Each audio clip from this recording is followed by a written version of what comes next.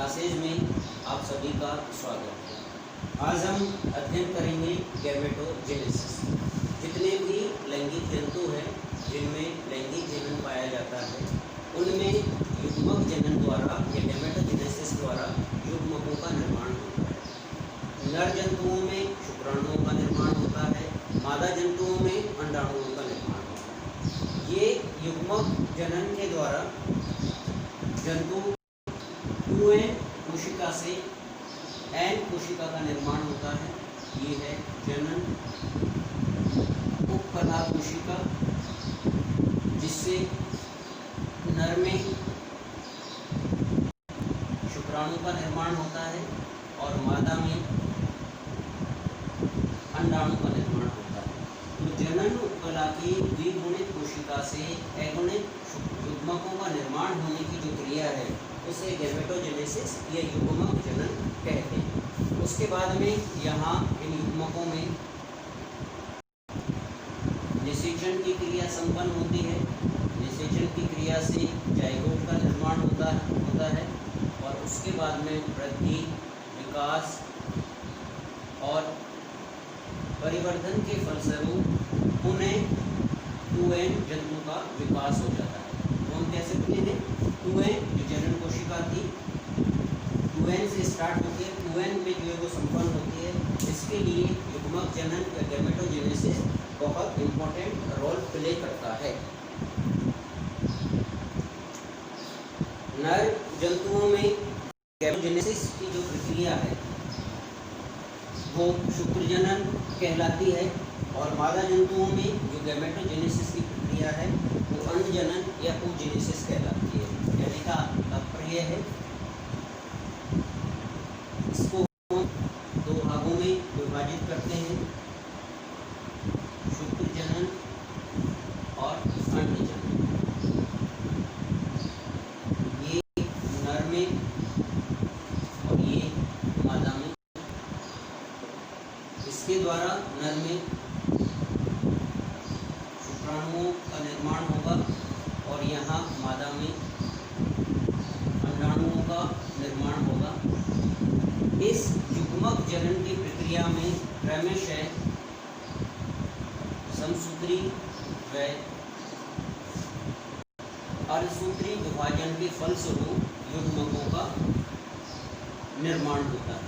ये क्रमशः, मैंने शब्द बोला क्रमशः। सबसे पहले जनन उपकला कोशिका में समसूत्री विभाजन होगा, उसके बाद जनन कोशिका अर्धसूत्री विभाजन होगा। पहले समसूत्री फिर अर्धसूत्री। तो हम इसकी आसान सी जो परिभाषा कह सकते हैं कि जंतुओं के अंदर जनन उपकला कोशिका में समसूत्री व अर्धसूत्री विभाजन के फलस्वरूप युग्मकों का निर्माण होना युग्मक जनन कहलाता है। नर जंतुओं में शुक्र जनन के द्वारा शुक्राणुओं का निर्माण होता है। अंड जनन मादा जंतुओं में अंड जनन के द्वारा अंडाणुओं का निर्माण होता है। शुक्र जनन में या नर के अंदर हम इसे दो भागों में जो विभाजित करते हैं। तो शुक्र जनन की प्रक्रिया है उसे दो भागों में विभाजित किया जाता है अध्ययन के लिए। स्पर्मेटोसाइटोसिस और दूसरा है स्पर्मियोजेनेसिस। हम आज अध्ययन करेंगे शुक्र जनन का, उसमें इसको दो भागों में विभाजित किया जाता है, स्पर्मेटोसाइटोसिस और स्पर्मियोजेनेसिस। स्पर्मेटोसाइटोसिस में जनन कला कोशिका जो 2n है उससे स्पर्मेटिड n का निर्माण होता है। इसके अंदर 3 अवस्थाएं पाई जाती है। 3 अवस्थाओं का जो है वो हम अध्ययन करेंगे। नंबर 1 गुणन प्रावस्था, नंबर 2 वृद्धि प्रावस्था और नंबर 3 है परिपक्वन प्रावस्था। इस परिपक्वन प्रावस्था में भी हम 2 प्रावस्थाओं का जो है वो अध्ययन करेंगे।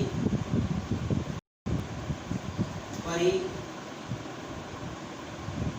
पक्वन फर्स्ट, जो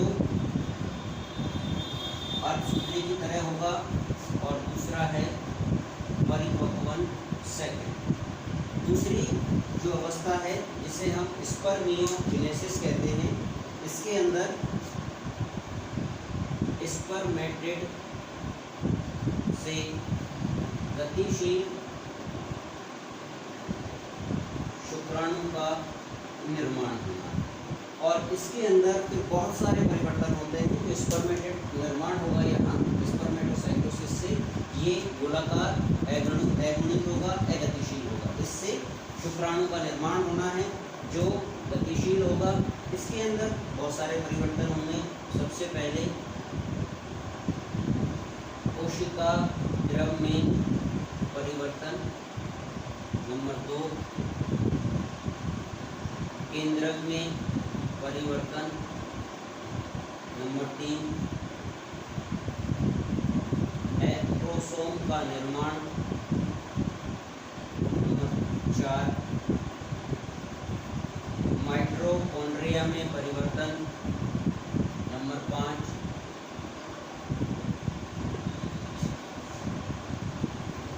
तारक काय में परिवर्तन और पूंछ का निर्माण आदि जो है वो परिवर्तन होंगे। अब हम जो है वो बात करते हैं नंबर 1 शुक्र जनन में स्पर्मेटोसाइटोसिस।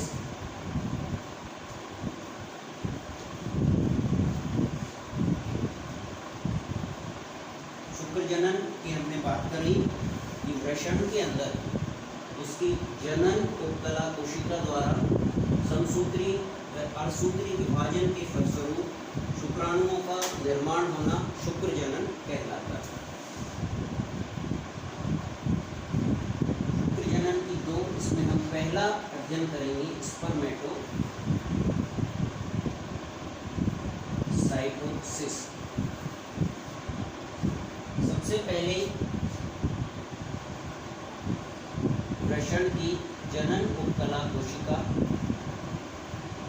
जो 2n पाई जा रही है, संपन्न कहाँ होगा? ये वृषण के अंदर, टेस्टिस के अंदर, नर जंतु। इस 2n कोशिका जिसे हम कहते हैं जनन उपकला कोशिका या प्राथमिक जनन कोशिका,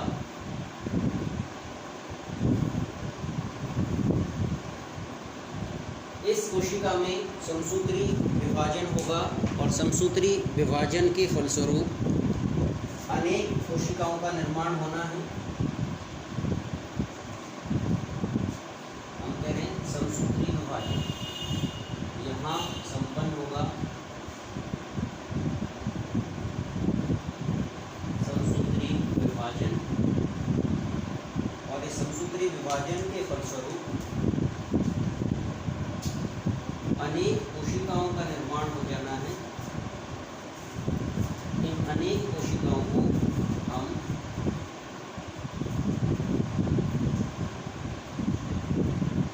स्पर्मेटोगोनिया कहते हैं।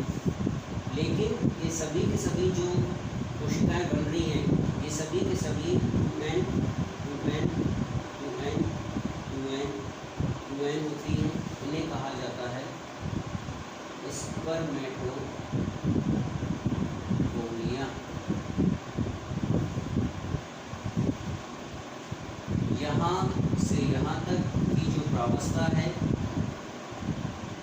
उसे कहा जाता है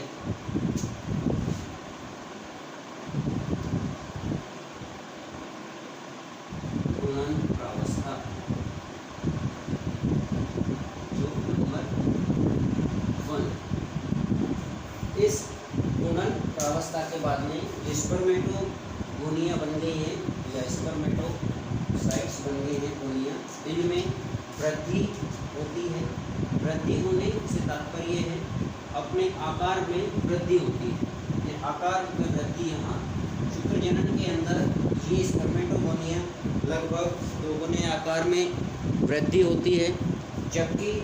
oogenesis या अंडजनन में हम बात करेंगे, अंडजनन में ये लगभग 20 गुना आकार तक वृद्धि होती है।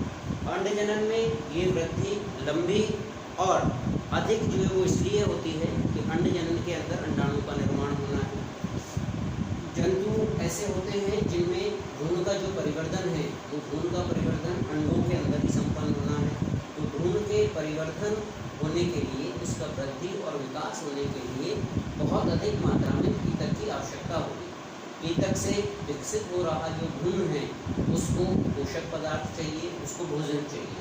तो यहाँ शुक्रजनन में ये जो वृद्धि प्रावस्था है वो लगभग 2 गुने आकार में जो है वो होती है, जबकि अंडजनन में ये लगभग 20 गुना आकार की वृद्धि होगी और जो प्रावस्था है वो बहुत लंबी होती है, यहाँ ये छोटी होती है और ये कोशिका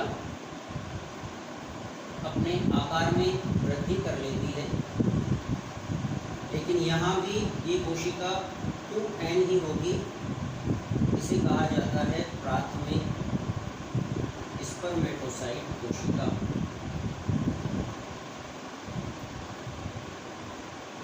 या प्राथमिक स्पर्मेटोगोनिया।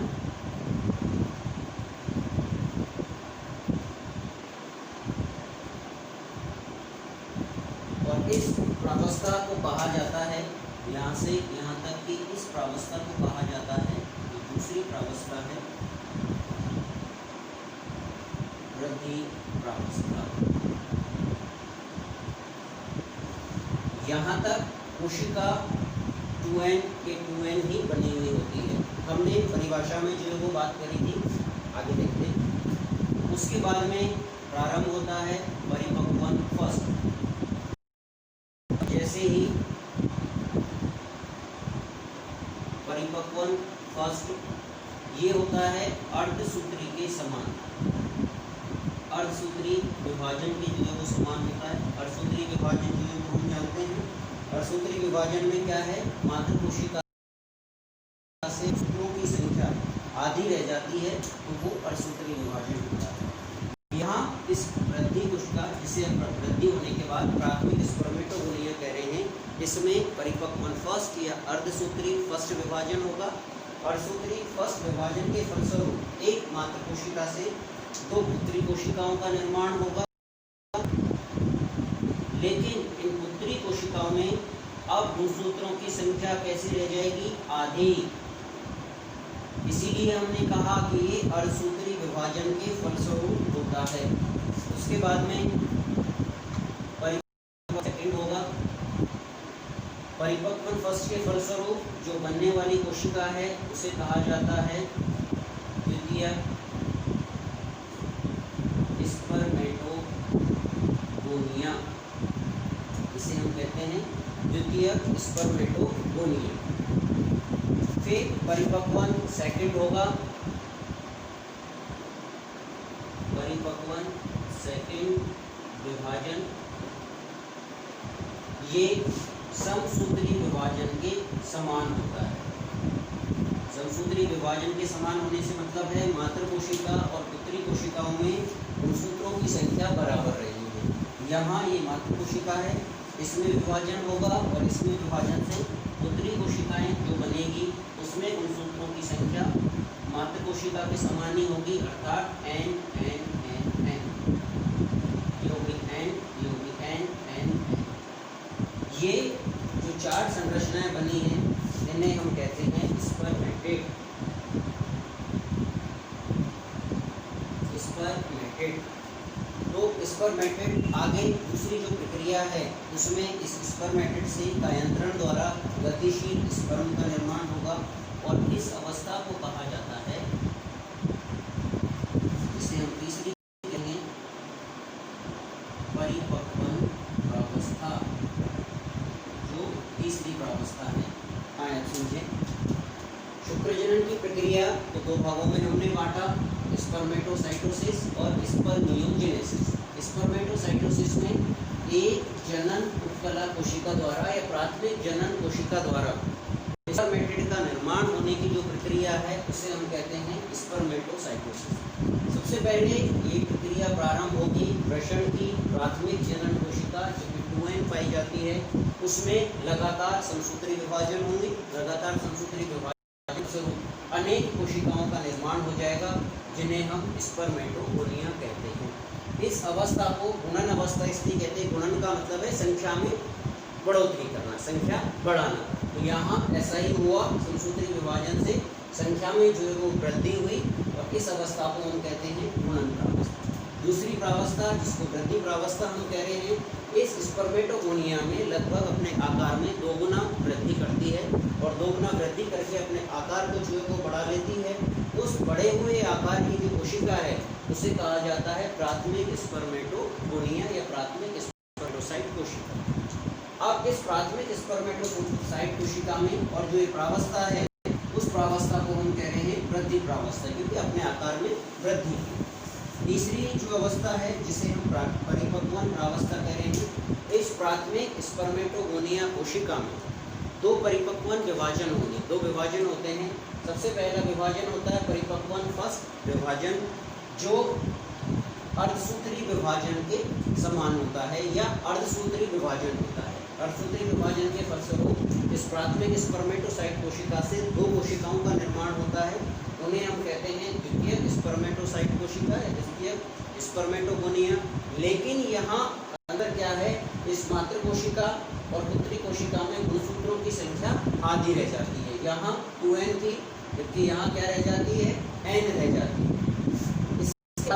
फिर दूसरा परिपक्वन विभाजन सेकंड होगा। परिपक्वन विभाजन सेकंड में समसूत्री विभाजन के फलस्वरूप होता है। तो समसूत्री विभाजन के फलस्वरूप से मातृ कोशिका में गुणसूत्रों की संख्या बराबर रहती है। तो यहाँ n है, तो वापस यहाँ पे n के n ही रहती है। इसे जो 4 कोशिकाएं बनती हैं गोलाकार अगतिशील संरचना, जिसे हम स्पर्मेटिड कहते हैं। यहाँ कंपटीशन में ऑब्जेक्टिव सवाल क्या आते हैं कि एक प्राथमिक स्पर्मेटोसाइट कोशिका या एक प्राथमिक स्पर्मेटोगोनिया से कुल कितने स्पर्मेटिड या शुक्राणुओं का निर्माण होते हैं। तो देखें, एक से कितने बन रहे हैं, 4। एक प्राथमिक जनन कोशिका से कुल कितने शुक्राणुओं का निर्माण होता है, हो जाएगा 4। दूसरा आता है सवाल, एक द्वितीयक स्पर्मेटोसाइट या स्पर्मेटोगोनिया द्वारा कितने शुक्राणुओं का निर्माण होता है। तो यहाँ 2, 1 से 2, 1 से 2, टोटल 2 द्वितीयक स्पर्मेटोगोनिया से 4 शुक्राणुओं का निर्माण हो जाता है। इसे हम कहते हैं परिपक्वन प्रावस्था। इसके बाद में ये जो स्पर्मेटिड है, जो गोलाकार संरचना है, इससे कायांतरण के द्वारा गतिशील रूपी संरचना का या शुक्राणु का जो है वो निर्माण हो जाता है, जिसे हम देखेंगे अधिक अगले जो है